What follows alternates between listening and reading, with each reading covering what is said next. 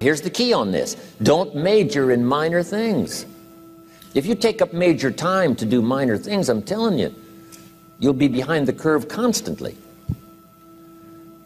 Here's what we learn in sales training. What's major time and what's minor time?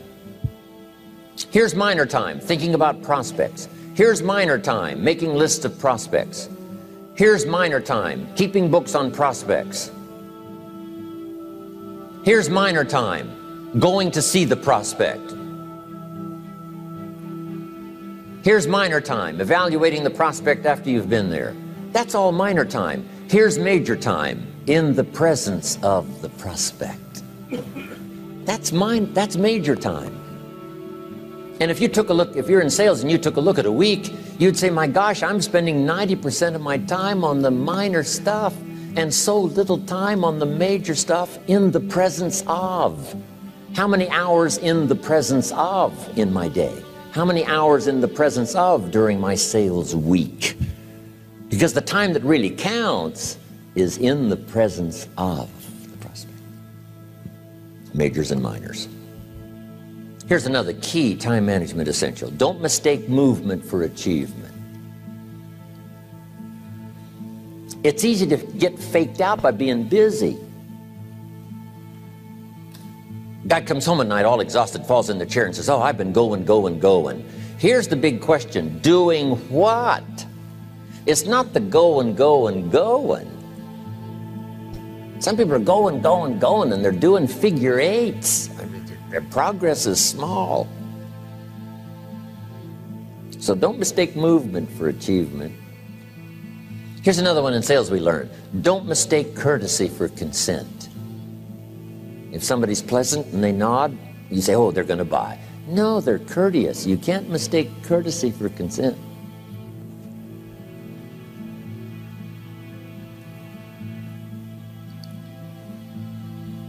Now here's a big one, concentration. I had to learn this. All those years ago, I'm in the shower trying to compose a letter. Found it turns out to be a strange letter. So here's what I learned to do. Save the work till you get to the office. Save the work till you get to the work.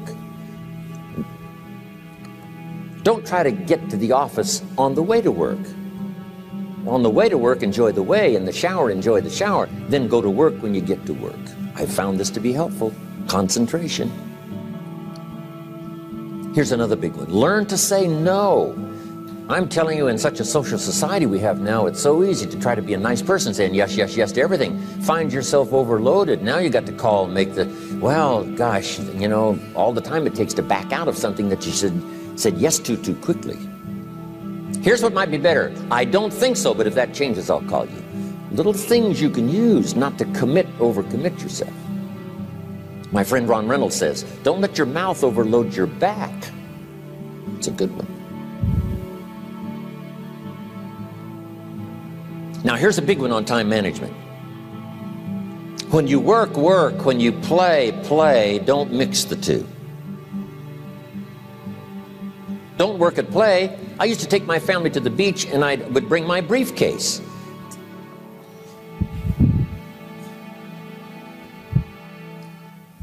I learned not to do that. Or at the beach, I'm saying I should be at the office. I should be at the office. Now my family's upset because I'm at the beach and I'm thinking office, office, office. Now when I'm at the office, I'm thinking what? I got to get my family to the beach, the beach, the beach. So things are not going too well at the office because I'm thinking beach, and things are not going too well at the beach because I'm thinking office. Here's what I learned to do. At the beach, be at the beach. At the office, be at the office. When you work, work. When you play, play. Don't mix the two. Don't work at play. Now here's one of the most important ones. Don't play at work. Work is too serious. You don't want the reputation of being the office joker. It's not a good one. Yes, there's time for some pleasant stories. Yes, there's time for a little humor. Yes, best if it's a happy office, of course. But I'm telling you, you got to be serious about work because you're parting with a piece of your life for the work you do. Your work costs you a piece of your life. Here's what it's called. Serious business. Not grim, not unhappy, but serious. Key. Don't play at work. The old expression, I don't think we use it anymore, horse around at the office. Play around, play jokes, play tricks. No place, not at the workplace. At the beach, yes. At the bar, yes. Somewhere else, not work. You got to treat work with all due conservative passion, because it's leading you to your future. Here's another key phrase: all work is good. You may not like your job, but if it's the stepping stones to get you to where you want to go, you got to appreciate your job. You don't have to have a passion for your job. Here's the ultimate passion: a passion for incredible success in every department of my life. That's the passion. But don't look down on some menial job you have to do to finally get you to where you want to go. No job is menial. No job is not, every job is noble. Training life for pay, making a contribution to society. Next, analyze how you are.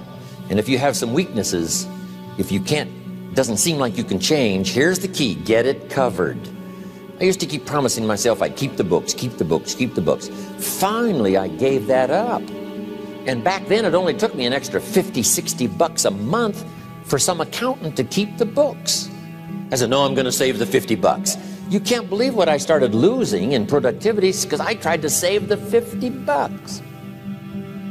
So the key is, a lot of the time you can stay like you are, but just make sure you get it covered. Okay. Next, beware of the telephone and all other systems of communication, especially the telephone at home and systems of communication at home. And here's one of the best lines I've got for you for the weekend: let all communication systems serve you, but don't let them intrude. When it comes time to have dinner with your family, you shut off all systems, unless the ones that can take messages silently. Don't let the phone ring. Don't let anybody intrude, come through the front door nor the back door, nor through the telephone or any other device. So you can't reach John and his family when he's having dinner. The President of the United States couldn't get through. If you develop that kind of a reputation, father, mother, when we have dinner, when we're visiting and have this time with our family, nothing intrudes. So don't let these clever little devices keep intruding. You've got to have a place that's sacrosanct, it's valuable. You don't let anything in for that period of time. Okay. Isn't that good advice? Excellent advice. Here's the next one. Read all the books. You know, I've only got a few notes here on time management, but if you've got some particular challenges, you run a big organization, a big corporation, you've got some challenges, there's plenty of books. Now, here's what's next. Just be more alert to the things that might be stealing your time. Here's why. Time is like capital. You can't let someone steal your seed corn. You can't let someone steal your capital. And you can't let someone steal your time. You must designate your time. And some of the time that you designate, you must not let anyone steal. Casual time, you might let someone intrude and steal a little bit and take a little bit, but not serious time. Key. Next, one of the great time management savers is to learn to ask questions up front. Sometimes you talk to somebody for an hour, and then you ask questions and find out if you would have asked those questions up front, you could have saved yourself an hour. Asking questions up front helps you to get to the problem now. But if you just launch into some discourse, you might waste 30 minutes, waste an hour, when here's what you should have been talking about. After you finished an hour, you say, John, what's really the problem? He said, well, it's something personal. See, that's what you should have been talking about this whole hour. Key. Next, learn to think on paper. Now we're going to take a break. Some ways to think on paper. One, we've covered one. Solving problems. Take it out of your head and put it on paper. Another one is setting goals. Making these lists we've already started. Here's another good way to think on paper. It's a projects book. Each person you're working with and each project you're working on, get a loose leaf binder and a tab and some pieces of paper behind the tab and do a little continual summary of how it's going between you and that person and between you and that project. I call it a projects book. It is so useful to me. But what's going on between you and this person? When you last got together, what did you talk about? And you got a few notes there. Here's what we talked about the last time we got together. Now when you get together again, you can review that so you'll know better what to talk about. When the president gets ready to travel and he's going to meet some important people, guess what they bring him? All these briefing books. Right? The last time you were with Khrushchev, Kennedy is informed. Here's what he said and here's what you said. Kennedy said, oh, that's valuable. I need to remember that. If a person is important, it's worth a little running account. You might even have a projects book for your children. Here's what's happening between me and my child. We've talked about this, and we've talked about this, and we've talked about this. Next, a day timer. Keeping track of all of your appointments. You know, mine is all filled with, when to catch an airplane and when to do a seminar and when to sit down and have a conference, all the rest. Next is a game plan. If you've got a house and the, insurance is going to come due and some other things are going to come due, you just put it on a spreadsheet and make sure it's taken care of.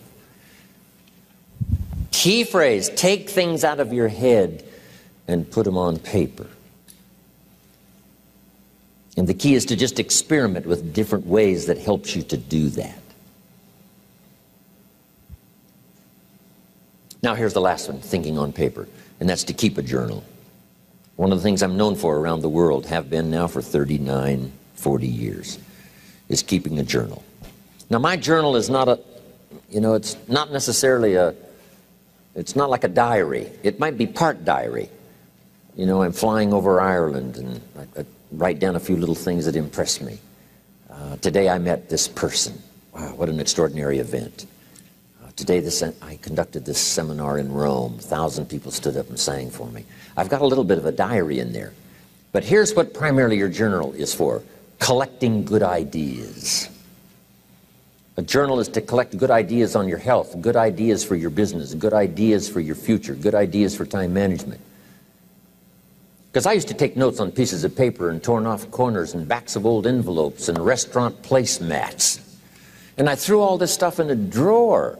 It did not serve me well. I finally learned to get a bound copy, right? And just keep a journal, right? If I was here, I had my journal, I'd be taking notes, right? These 2 days in my journal. Now, if you're caught without your journal, you just take the notes. When you get back home, you put those notes in your journal, throw the paper away. Because we don't usually go through paper to review. But see, my journals now make up a significant part of my own library. My journal's all reserved privately for my children and my grandchildren. Can you imagine what I've collected over the years? It's unbelievable. There are 3 treasures to leave behind. I think you've already got those notes, right? Here they are. Number 1, your pictures. Don't leave the event unrecorded. It takes only a fraction of a second to say, here's who I was with. When I travel the world, right? We take all these pictures, and here's one of the gifts. People send me the pictures they took of me and them. It's part of the treasures I have on the farm. Incredible. A picture's worth 1,000 words to describe the scene, the emotion, what happened. Say, wow, this was an extraordinary day for me when I met these people. Here's what they told me happened to them when they went to my seminar 10 years ago. Wow, the drama comes back if you've taken the pictures. It's one of the treasures to leave behind when you go. Remember the old photographs that we have now of, 100 years ago, 70, 80 years ago, just a few photographs? What would it be like if you had thousands of photographs of the past, of your history, your mother, your father, right? Grandparents? So change all of that now for your children. Leave all your photographs as a record. Here's what's next to leave behind, and that's your library. The books that changed your life, the books that changed your health, the books that rescued you from oblivion, the books that you passed on to other people, they were so exciting for you, the books that made you financially independent, the books that developed your leadership, the books that gave you wisdom to ponder when things were tough, the books that got you through the winter, the books that helped you to plant in the spring and harvest in the fall. What a treasure to leave behind. If you do that, here's what's for sure. Your books will be more valuable than your furniture.